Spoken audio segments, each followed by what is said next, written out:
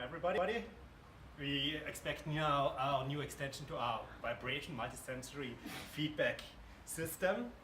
I'm really excited. I've been waiting for this for about a couple of months now, and it's going to be after we already have the floor vibration and the tactile vest, which gives you body vibration and a lot of other vibration devices. We'll have now a seat vibration feedback system. It comes from Austria, and I'm actually going to be surprised too what is inside. I've only seen a prototype of the system in Cologne a few months ago at the Gamescom. So let's see what's inside the box. Yep. So it's Senseforce Pad Extreme.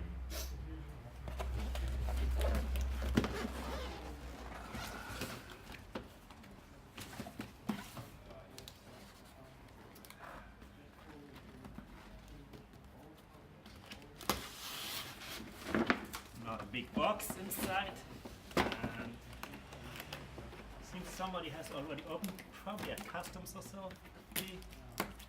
Never know. And that's it. Device. So you can attach it to your chair, and you have lots of setups accordingly, apparently. And it should give you a multisensory experience for your virtual reality simulations.